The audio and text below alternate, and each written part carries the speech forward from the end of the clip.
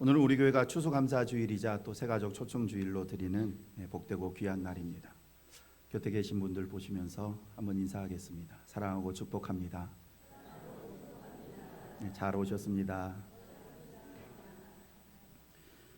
오늘 이 자리에는 우리 교회 처음 오신 분도 계시고 여러 사정으로 오랜만에 교회 나오시는 분도 계시고 다른 곳에서 또 신앙의 터전을 옮기려는 마음으로 오신 분도 있습니다.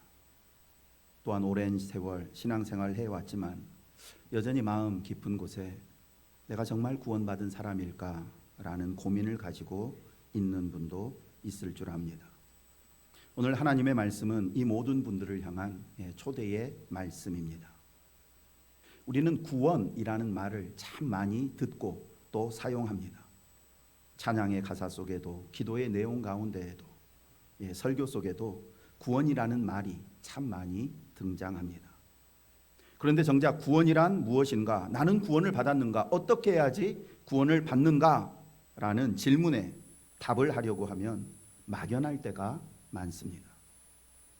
그래서 오늘은 구원의 원리에 대해 말씀을 드리고자 합니다.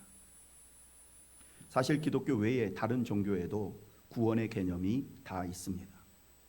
일반적으로 세계 5대 종교 하면 기독교, 이슬람교, 그리고 힌두교, 불교, 유대교를 지칭하는데 먼저는 이 다른 종교에서는 이 구원을 어떻게 설명하는지 잠깐 살펴보고자 합니다. 그리고 이슬람교, 힌두교, 불교, 유대교가 말하는 구원과 성경이 말씀하는 구원이 어떤 면에서 다르며 왜 기독교의 구원만이 유일하고 참된 구원이 되는지에 대해 말씀을 드리고자 합니다. 오늘 말씀을 통해서 처음 교회를 찾은 분들은 참된 구원이 무엇인지를 깨닫게 되기를 원하고 오랜만에 오신 분들은 잃었던 구원의 감격과 확신을 회복하는 시간이 되기를 원하며 성실하게 꾸준히 신앙생활 해오신 분들에게는 구원의 은혜를 새롭게 되새기며 하나님께 헌신을 결단하는 시간이 되기를 원합니다. 구원의 개념, 구원의 원리가 중요한 이유는 세계 인구의 90% 이상의 사람들이 앞에서 말씀드린 5개의 종교 가운데 하나를 신앙하고 있는데 대부분의 신앙인이 구원의 개념을 잘못 알고 있기 때문입니다. 구원의 개념을 잘못 알고 있으면 아무리 열심히 믿어도 구원을 받을 수가 없습니다. 종교학 사전에서 구원의 의미를 이렇게 설명합니다. 구원이란 신적인 존재의 힘이나 자신의 정진과 노력으로 삶에서 필연적으로 나타나는 부정적인 상황에서 벗어나는 것이다. 부정적인 상황이란 우리가 살면서 경험하게 되는 재난, 질병, 사고, 죽음, 그리고 죽음 이후의 세계에 대한 두려움과 공포 이런 것들입니다.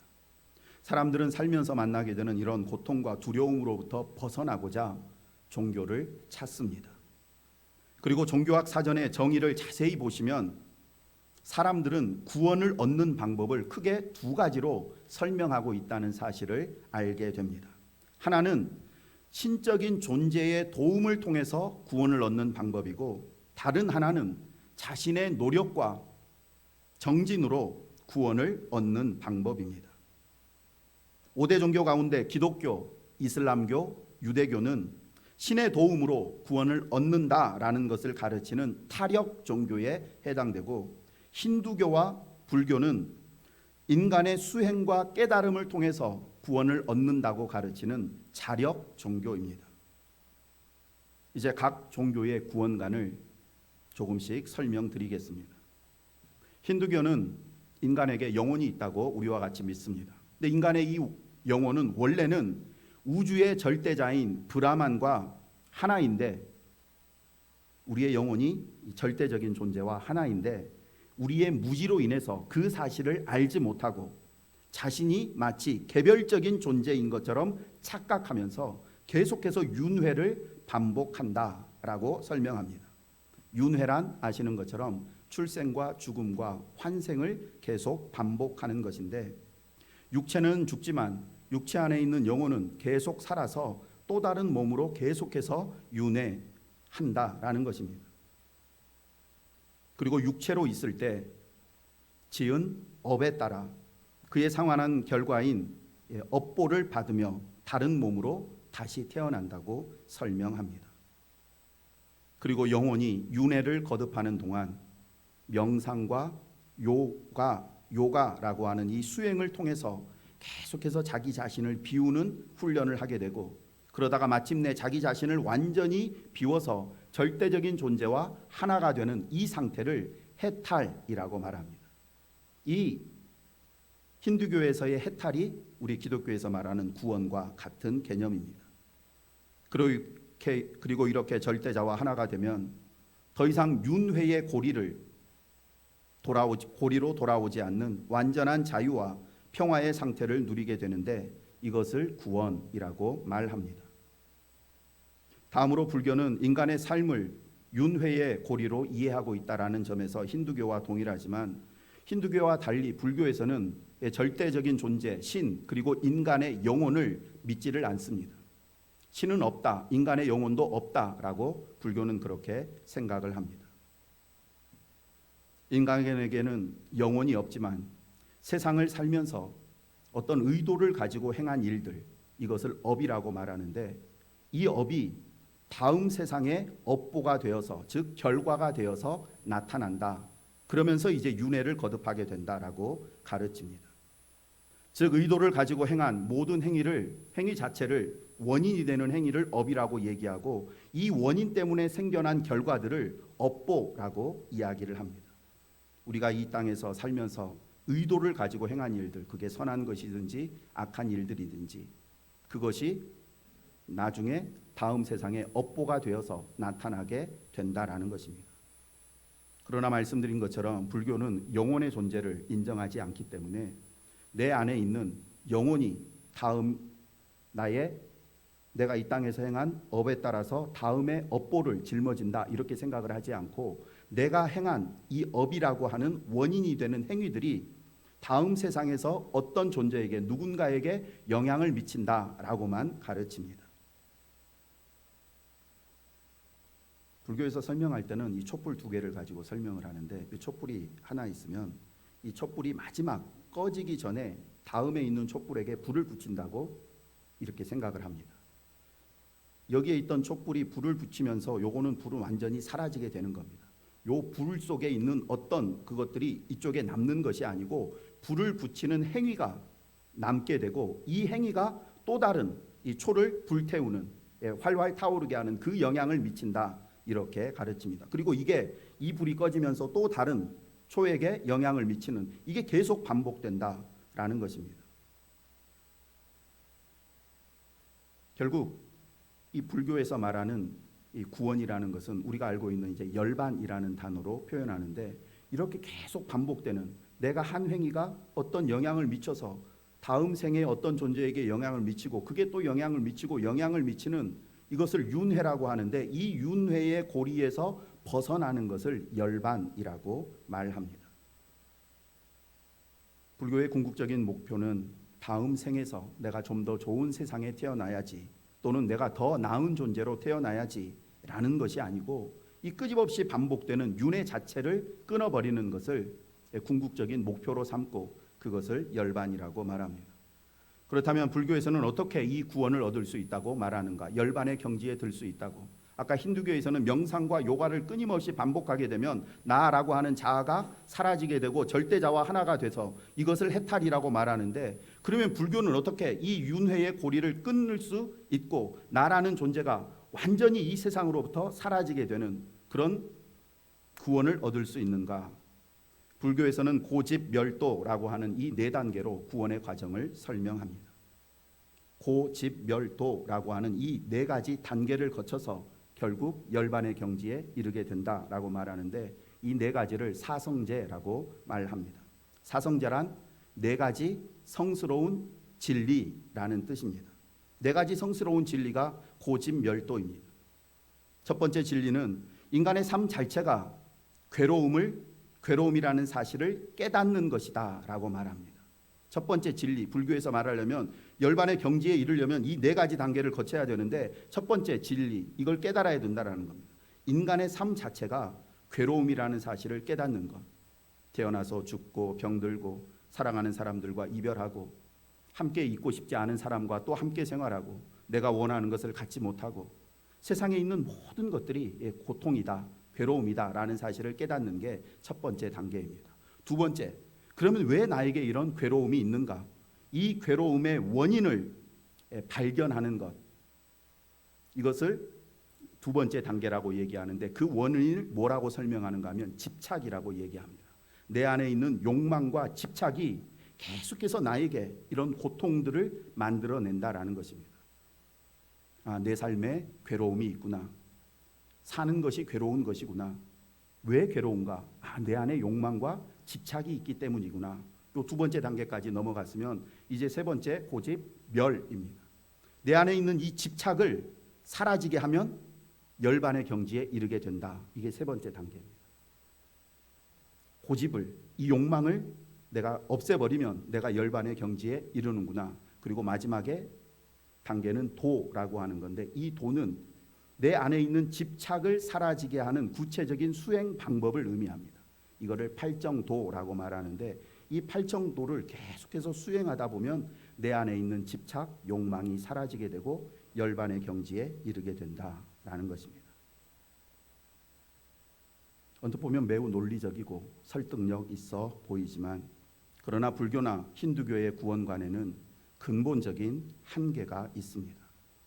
그것이 무엇인가 하면 인간의 모든 고통의 근원에는 죄가 있다는 사실을 발견하지 못했다는 것입니다.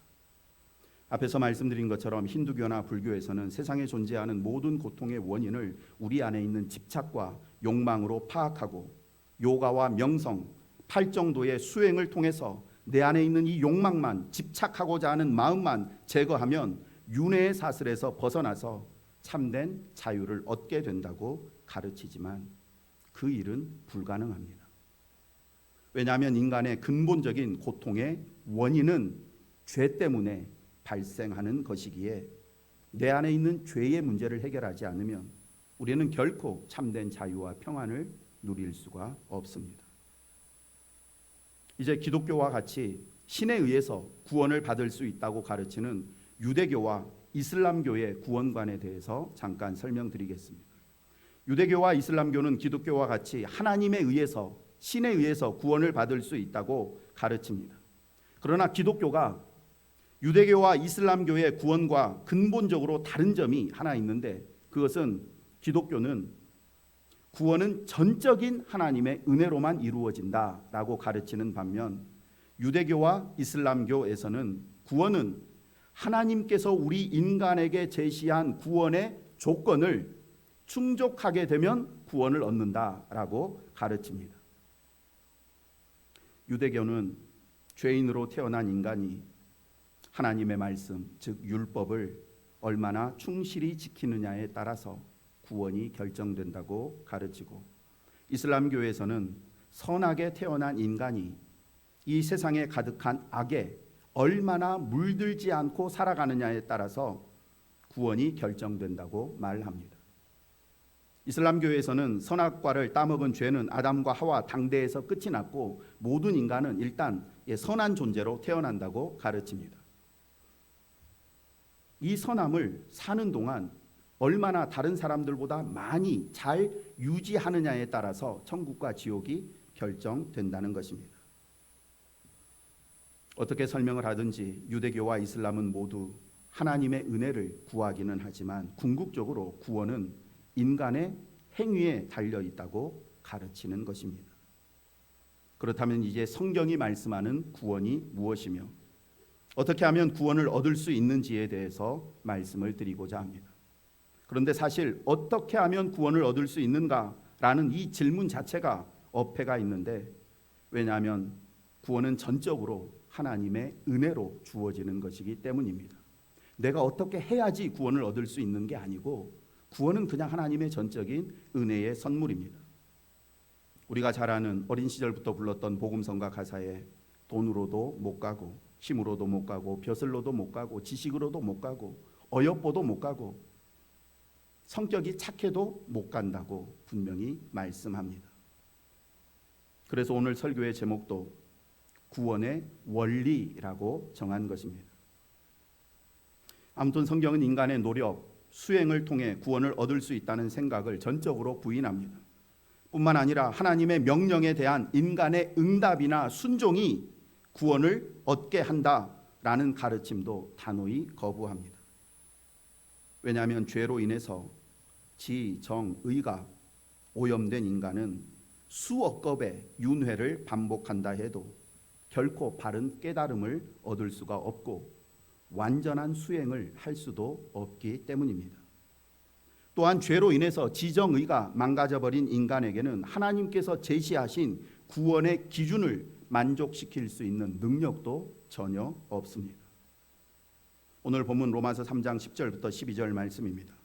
기록된 바 의인은 없나니 하나도 없으며 깨닫는 자도 없고 하나님을 찾는 자도 없고 다 치우쳐 함께 무익하게 되고 선을 행하는 자는 없나니 하나도 없도다.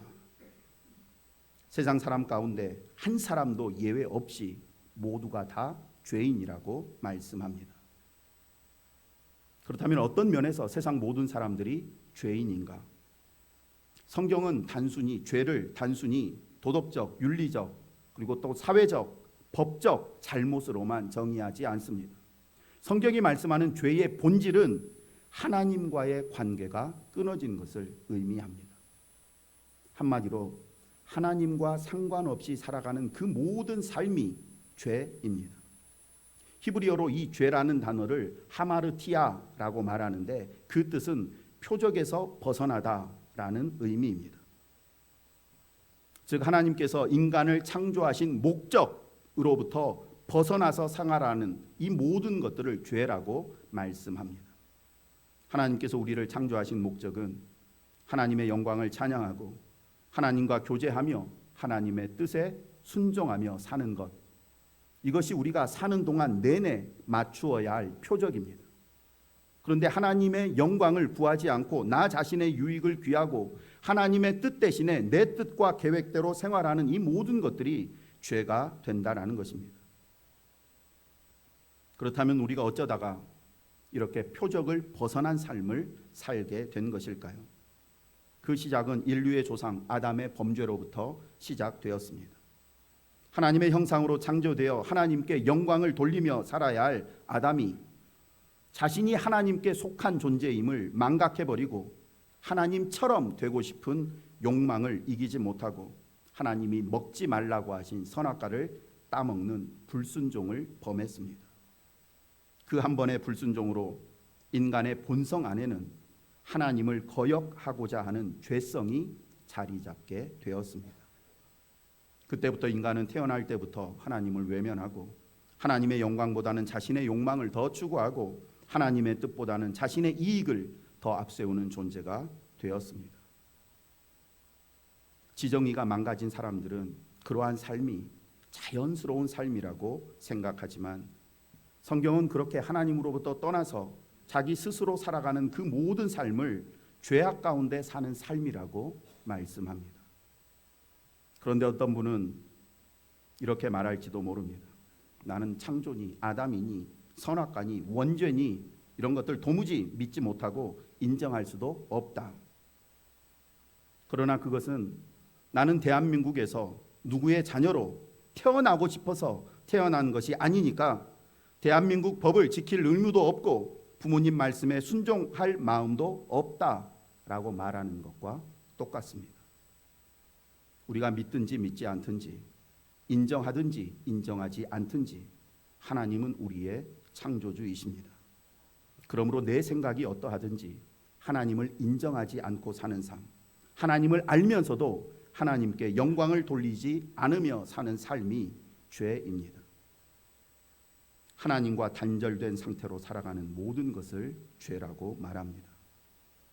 어떻게 들리실지 모르지만 하나님을 생각하지 않고 먹고 마시고 일하고 운동하고 사랑하고 즐기는 그 모든 것이 죄가 됩니다.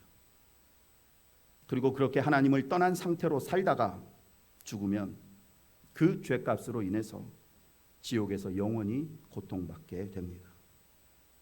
이것이 바로 인간의 비극적인 실존입니다. 그러나 이보다 더 불행한 사실이 하나 있는데, 그것은 세상 그 누구도 자신의 지혜나 수행, 노력, 열심으로 자신이 이러한 비극적인 비참한 존재라는 사실을 깨달을 수가 없다는 사실입니다. 인간은 죄로 인해서 영적인 눈이 가리워져 버렸기 때문에 자신이 죄인이라는 사실을 알 수가 없습니다. 그렇기에 구원이란 스스로 깨닫고 하나님께 나아가는 것이 아니라 하나님께서 죄인인 우리에게 찾아오셔서 우리의 어두워진 눈과 귀를 열어주시고 밝혀주시는 은혜의 사건인 것입니다. 다시 말씀드립니다. 불교에서 말하는 팔정도의 실천, 힌두교에서 말하는 윤회의 정화 과정, 유대교에서 말하는 율법의 성실한 준수, 이슬람교에서 말하는 선행과 절제, 이 모든 것은 인간의 노력과 능력에 근거하기에 그런 것으로는 구원을 얻을 수가 없습니다. 왜냐하면 우리에게 가지고 있는, 우리에게 주어진 지혜와 능력은 이미 죄로 인해서 오염된 것이기 때문입니다. 죄로 인해서 우리의 지식은 어두워지고 우리의 감정은 왜곡되고 하나님을 위해서 행할 수 있는 의지적인 힘은 전혀 없기 때문입니다. 죄로 인해서 망가진 인간은 우리가 아무리 노력하고 애를 써도 우리 스스로의 힘으로는 나 자신을 고칠 수가 없습니다.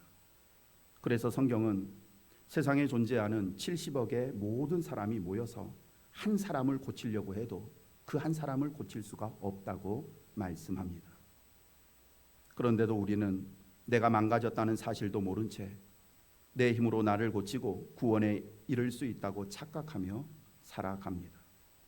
이것이 죄의 가장 무서운 결과입니다. 내가 병들어 죽어가고 있다는 사실도 모르게 만드는 영적인 무감각, 이것이 죄의 무서움입니다. 이런 우리를 불쌍히 여기신 하나님께서 우리 스스로는 해결할 수 없는 죄의 문제를 해결하시기 위해 구원의 길을 열어주셨는데 그것이 바로 십자가입니다. 요한복음 3장 16절 말씀 함께 읽겠습니다. 하나님이 세상을 이처럼 사랑하사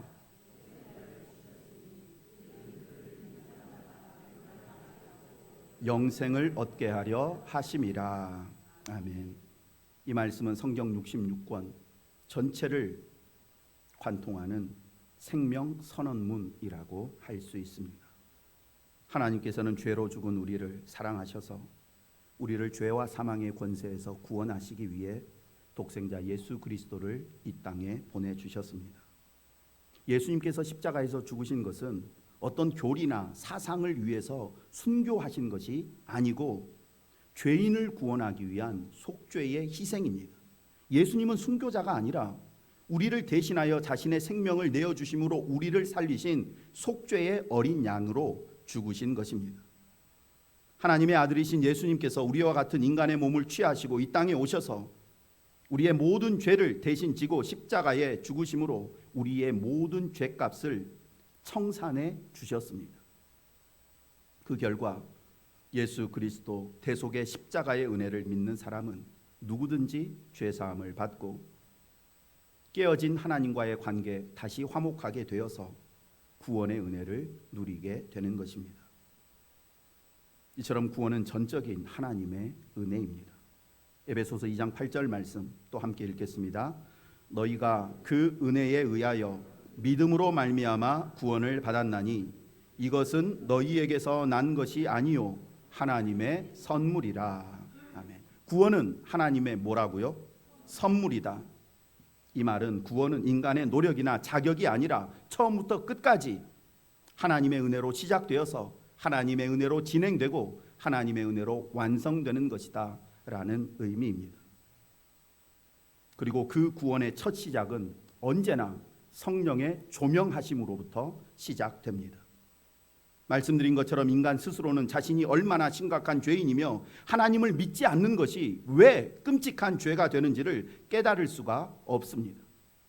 그래서 하나님께서는 성령을 보내주셔서 우리의 어두운 심령을 밝혀주시는 것입니다. 성령께서 진리의 빛으로 우리의 내면을 비춰주실 때 우리는 그동안 알고 있었던, 내가 가지고 있었던 죄의 개념이 전혀 잘못된 것이라는 사실을 깨닫게 됩니다.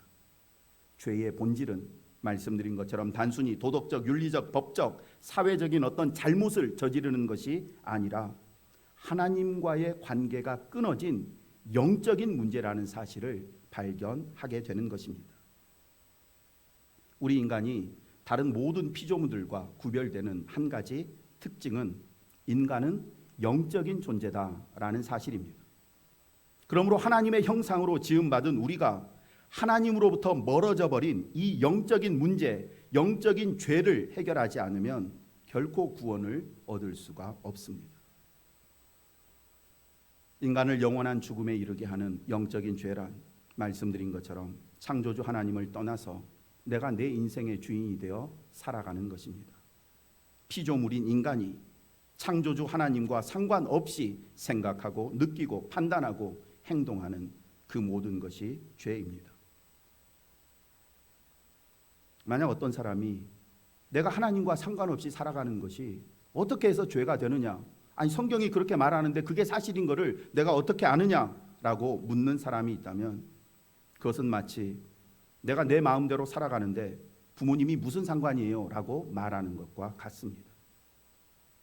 부모와 자녀의 관계가 생물학적으로 이어진 관계라면 하나님과 우리의 관계는 존재론적인 관계입니다. 창조주 하나님과 피조물인 나라고 하는 이 존재 자체, 이 관계가 하나님과 나와의 관계입니다. 그러므로 우리가 인정하든지 인정하지 않든지 하나님은 우리 생명의 근원이시며 우리가 숨쉬고 살아가는 존재의 이유가 되십니다. 우리는 하나님 안에서만 나라고 하는 존재를 발견할 수 있고 하나님을 떠나는 순간 내 삶의 이유와 목적을 잃어버리게 됩니다. 물론 지금은 이렇게 생각할 수 있습니다. 나는 지금까지 하나님 없이 잘만 살아왔다. 인간의 공허함, 허무함, 나는 그런 거 별로 느끼지 않고 나름대로 만족하며 살고 있다. 그러나 그것은 아직까지 우리 인생에 폭풍이 몰아치기 전까지의 평온함일 뿐입니다. 우리의 삶이 비교적 잔잔할 때는 하나님 없이도 행복하게 살 수 있는 것처럼 느끼지만 예상치 못한 삶의 폭풍이 몰아칠 때 하나님이 없는 사람은 그 폭풍 앞에서 흔들리고 무너집니다. 예상치 못한 심각한 질병이나 실패, 관계의 단절, 사랑하는 사람과의 죽음, 이런 폭풍 앞에서 두려움과 절망에 빠지게 됩니다. 아닌데요, 나는 지금까지 수많은 인생의 폭풍을 지나왔지만 그래도 잘 견뎌왔고 앞으로도 잘 견딜 자신이 있는데요, 이런 말씀하실 분도 또 있을 수 있습니다. 그러나 아무리 호언장담하던 사람도 죽음의 폭풍 앞에서는 무너집니다. 혹시라도 죽음 앞에서도 의연하게 죽음을 맞이하는 사람이 있을 수 있지만 그러나 죽음 이후에 맞이하게 될 하나님의 심판의 폭풍 앞에서 서 있을 수 있는 사람은 아무도 없습니다. 한번 죽는 것은 사람에게 정하신 것이요 그 후에는 심판이 있으리니 아무리 강한 의지와 신념을 가지고 살아온 사람이라도 하나님 앞에 서서 영원한 심판이라고 하는 폭풍 견딜 수가 없습니다. 그때 가서 후회하고 하나님을 찾는다고 해도 소용이 없습니다. 그러니 지금 내가 이 땅에 살아있을 때 우리의 죄를 인정하고 회개함으로 하나님과의 깨어진 관계, 이 영적인 죄의 문제를 해결해야 합니다. 이것이 지금 우리에게 주어진 가장 시급하고 가장 중요한 문제입니다. 혹시 말씀을 들으시면서 마음 한구석이 왠지 무거워지고 이유를 알 수 없는 답답함이나 눈물 혹은 알 수 없는 두려움이나 아픔이 생겨나는 분이 계십니까? 단순히 내 감정이 흔들리는 것이 아니라 성령께서 여러분의 마음을 조명하고 비치고 계시다는 증거입니다. 지금까지 아무렇지도 않게 여겨졌던 지난날의 내 삶이 다시 생각나게 되고 내가 진짜 지금 어디로 가고 있는가 라는 생각이 내 마음을 울린다면 그것이 바로 성령님의 조명하심이며 하나님께서 내 속에서 구원의 새 일을 시작하시는 것입니다. 이 깨달음과 울림은 사람마다 다르게 찾아옵니다. 어떤 사람은 성령님이 조명하시는 바로 그 순간 눈물이 쏟아지고 말로 다 표현할 수 없는 어떤 감동을 느낍니다. 그러나 또 어떤 사람은 오랜 시간에 걸쳐 서서히 그 빛 앞에 자신의 마음의 문이 열리고, 그러다 어느 날 문득 하나님의 손길이 느껴집니다. 그러나 성령께서 우리의 마음속에서 어떠한 방식으로 역사하시든지 한 가지 공통점은, 하나님께서는 먼저 우리에게 성령을 보내주셔서 나를 부르신다라는 사실입니다. 성령의 조명하심으로 인해서 내 마음이 흔들리고 내 안에 있는 죄가 깨달아지며 이제 하나님께 돌아가야지, 나도 새로운 삶을 살아야지 라고 하는 결단이 일어나는, 이것이 바로 지금 내 안에서 구원의 역사가 시작된다는 증거입니다. 성령의 조명하심으로 우리는 처음으로 나 자신에 대해서 진지하게 생각하게 됩니다. 그동안 나 스스로 그래도 괜찮은 사람이라고 여기며 살았는데, 사실은 창조주 하나님을 떠나서 내가 내 인생의 주인으로 살아온 죄인이었구나 라는 사실을 깨달으며 나도 모르게 눈물이 흐르게 됩니다. 그리고 그때 성령님께서는 구원을 갈망하는 우리의 마음속에서 조용히 말씀하십니다. 너의 죄가 아무리 크고 깊어도 하나님은 너를 사랑하신다. 예수님께서 이미 너의 모든 죄값을 대신 치러주셨다. 내 마음속에서 성령님이 말씀하시는 이 음성이 들리게 되면, 그동안 우리가 수없이 막연하게 귀로만 들었던 예수님이 죄인을 위해 십자가에 죽으셨다라는 이 말씀이 하나님께서 나를 살리기 위해 예수님을 십자가에 죽이셨구나 라는 사랑의 음성으로 들리게 됩니다. 그리고 그 사랑의 음성 앞에서 우리는 마치 새 생명을 얻은 듯한 기쁨과 감격을 경험하게 됩니다. 왠지 모를 죄책감에 시달리던 마음에 평안이 찾아오고, 공허했던 마음이 기쁨으로 채워지고, 절망이 가득했던 내 삶에 소망이 피어나게 됩니다. 이것이 바로 중생의 은혜, 거듭남의 은혜, 구원입니다. 그때부터 성령께서는 우리 안에 거하시면서 매일의 삶 속에서 말씀으로 나를 인도해 주시고 죄와 싸우게 하시며 점점 예수님을 닮은 사람으로 빚어 가십니다.